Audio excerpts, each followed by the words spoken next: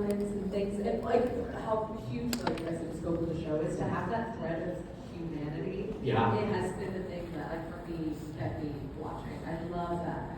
Yeah, and I think that's why they kind of separated Tanjiro and Nezuko too. They made that the main plot point of the show by separating them, by making Nezuko a demon and keeping Tanjiro a human, to kind of like not only give him motivation, but also to show that even against all odds, like, you know, things still possible, right? Like Nezuko still has control, and This is like a kind of dumb question, but I was wondering if you like how bold Tanjiro is, because he's like really bold with other people. how Bold. Bold. Yeah. Like an attitude, like a spirit. Yeah. So, sorry, what was the question? Do you like how bold he is? Oh yeah, like he's very much extrovert. Yeah, I know, he's different from me for sure, because I don't get my energy, you know, when I like come out to like conventions and stuff, I just want people to have like a good time and a good experience. So like you kind of get the extroverted side of me here, but when I go back home, like I swear everybody hates it because I turn off all the lights. Like I turn off all the lights in my room in my house, and I like put on a TV and I get under the covers, and I just like I need that time to be alone, honestly, and it makes me feel better, and I'm recharged, and I feel like happy again. I'm like, oh, this is great, like I can socialize again. Yeah. So it's definitely different, yeah. But he's like totally out there, and has like a really hard headbutt. So yeah, I wish that could be me. Yeah. Thank you, Brenda. Hello. Hey. So, first I have to get this off my mind. You happen to be wearing a green sweatshirt? Whoa, that's crazy. Is there something? There might be something on the back.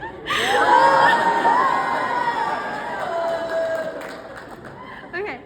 So, has there been any animes that has made you sob or cry or just like be like, wow?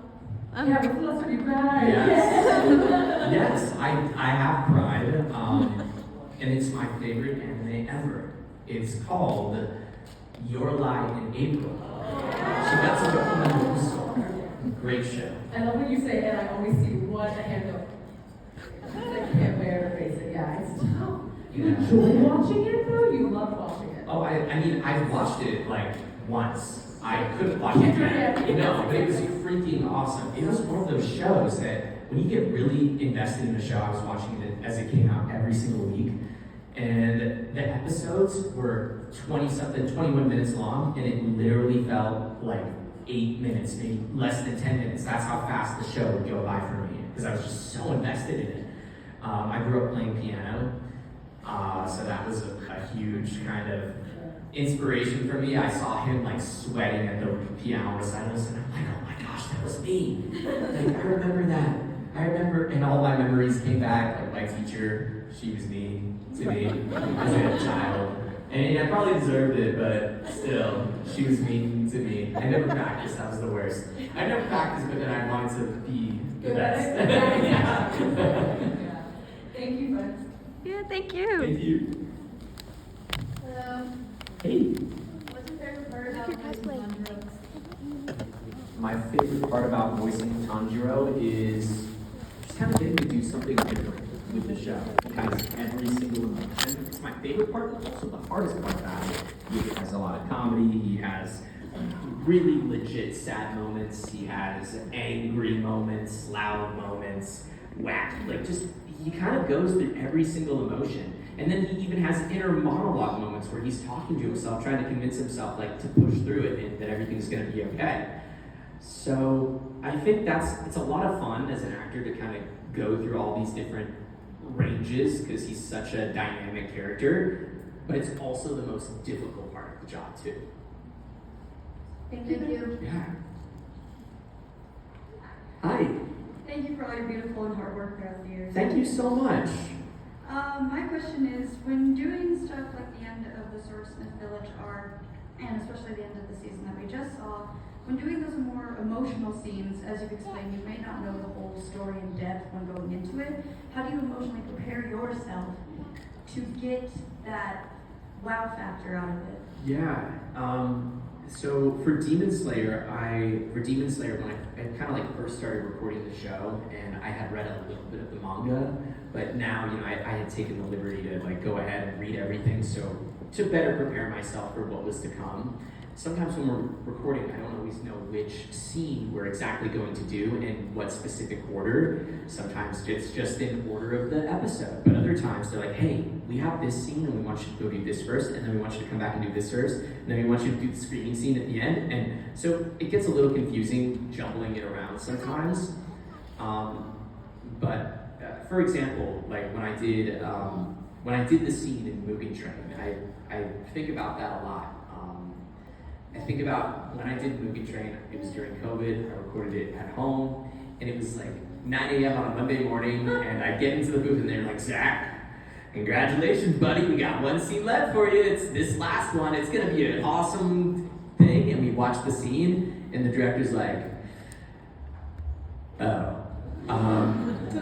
okay, well, yeah, just like cry, and here we go, we're gonna do it, and I'm like, wait, hold on a sec. So for certain scenes, sometimes I'll ask them, hey, can you like play the soundtrack again for me? And I can watch the scene one more time, like with the soundtrack. Demon Slayer does a really good job of getting people's tears out by the soundtrack. If you listen really carefully, like you'll hear the music. Even in the last episode of the Swordsmith Village with Nezuko, there's a moment where the music's really beautiful, and then she like kicks him away, and then it just stops, like complete dead silence. And that they just do such a great job with the dynamics of the music in this show.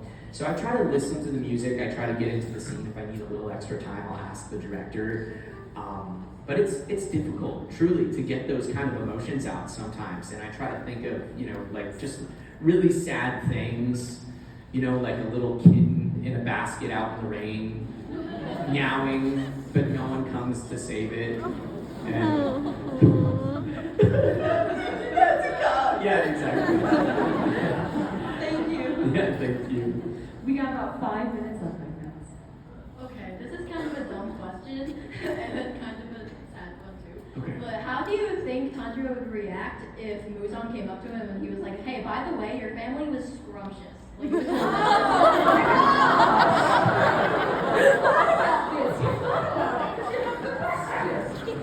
He would look at him and say,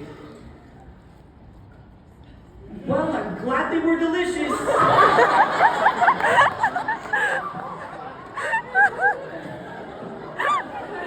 No, you'd probably go on like some kind of screaming rant, like, Musan Kibuchuchi, I swear, I will hunt you down and I will slash your head off with my blade. I will follow you to the depths of hell. I'll never forgive you no matter what, you bastard! Yeah, it would probably be like a monologue. It would be a monologue, and by then, Muzan would just be, he would like moonwalk out of there. Yeah. Very good, yeah. Thank you for that. Wow.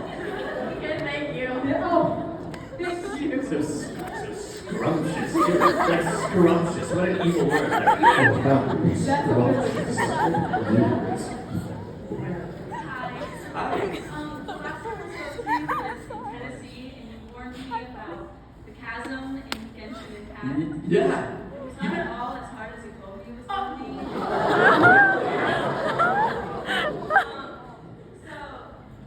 What I'm curious about is like, I finally made it to Sumeru. Yeah. So I'm wondering, I guess from entering Sumeru like to now, what is your favorite quest that you've done? Ooh. Or voice? Like from entering Sumeru? Yeah. Like after I entered Sumeru. Yes. Oh my gosh. Honestly, like I hate to tell you this, I have still like just entered Sumeru. I know. I don't really have anything. There wasn't. I haven't gotten to the any of the like crazy ones or really emotional ones. Yeah, there's nothing I can really think of off the top of my head for Sumeru, or at least like a specific name. Then, do you have a favorite quest from before Sumeru? Ooh, from like anything before? Yeah. Wow, yeah, I mean, there were a lot of good quests. I always like pick a quest just by default. that has to do with Lumine because I think it's just cool. I just love those. I love those scenes and like the emotional moments that I get to portray, even though it's very, very few in Genshin. I have very few lines, so like have an emotional line. Wow, it's once in a blue moon. So when I get to do a scene like that and listen to the music and the director gets to direct me and say, yeah, bring it down, bring it down. You know, emotional, you're sad, like you're angry at everything else. But Lumine, you're angry at everything. but not Lumine. I honestly, it's hard to think about. I love the We Will Be Reunited quest. That's like super old though. That's from version 1.4. I know, there's been a lot of Genshin Impact stuff. I'm excited to catch up though.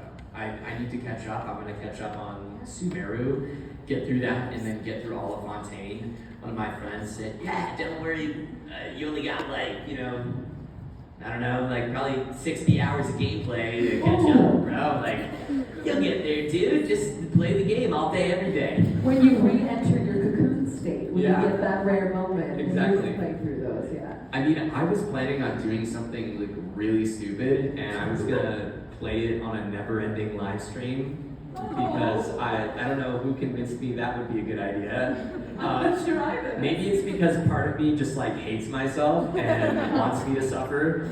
But I don't know. I thought it would be fun because then I could try to invite all of these random voice actors to my house as I was playing like through the quests and say, hey guys, come over. I'm like streaming right now. I've only gotten 1 hour of sleep. You for feel the past awesome 48 by the hours. end of that, for sure. Yeah. Well, I think what I'm gonna do is get one of those little race car beds off of Amazon or something and put it in my stream room, and I'll just, pass out in there. Power nap. Take power naps. Yeah. So thank you, my friend. Yeah, This thank you. next one is going to be our last question. Thank you. Yeah. How did you feel about the completion of Edge Runners, and how was it taking on David's role versus the other roles you played? Yeah.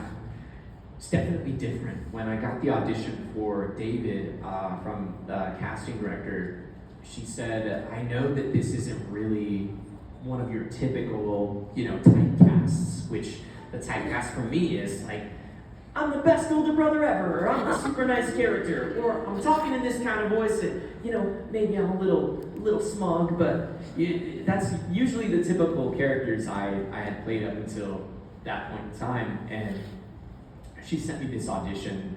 At the time, unfortunately, I had COVID. It was like the worst, and I could barely even speak. I lost my voice almost completely. And I said, hey, can I have 3 days to do this so I can, get my voice back in? So I did everything. I went into a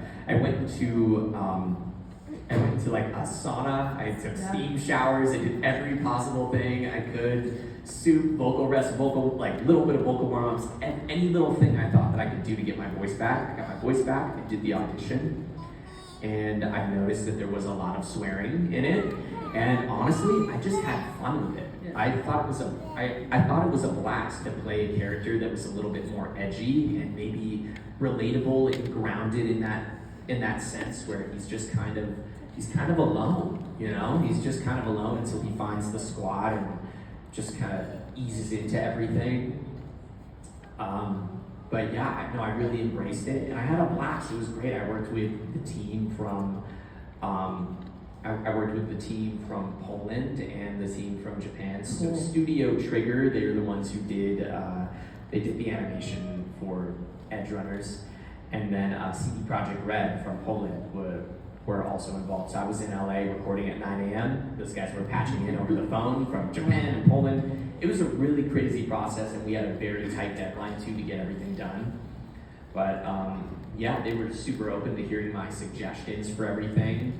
Even if I said, hey, this is stupid, you guys aren't gonna like this, but this is totally dumb. Can I throw the F-bomb in here or something at this point in time? And they're like, oh my God, this guy's a genius. Yes, yes, throw it in the show, please, because that's what he would do. Yeah. Because he was a very vulgar character. So they were totally just open to hearing what I would want to do, or if I kind of slurred certain words here and there, they loved it. They're like, this definitely brings something to the character. And it was just awesome to be a part of, even I even got to, I didn't get to work directly with him, but I got to be in a project with Giancarlo Esposito. He played Faraday, the main villain in Edge Runners, if you guys didn't know that.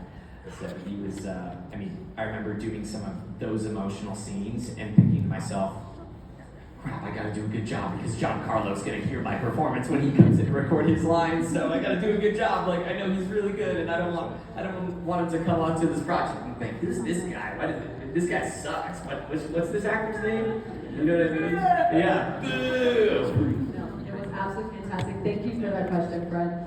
My friends, Zach Aguilar. Thank you, guys.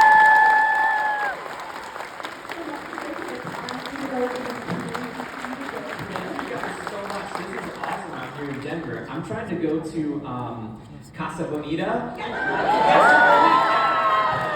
I'm doing my best. I don't know. I have some people like trying to get me in there, so fingers crossed. I'm loving it out here in South Park. Well, enjoy the rest of your weekend, friend. And thank you guys again so much. I hope you such a great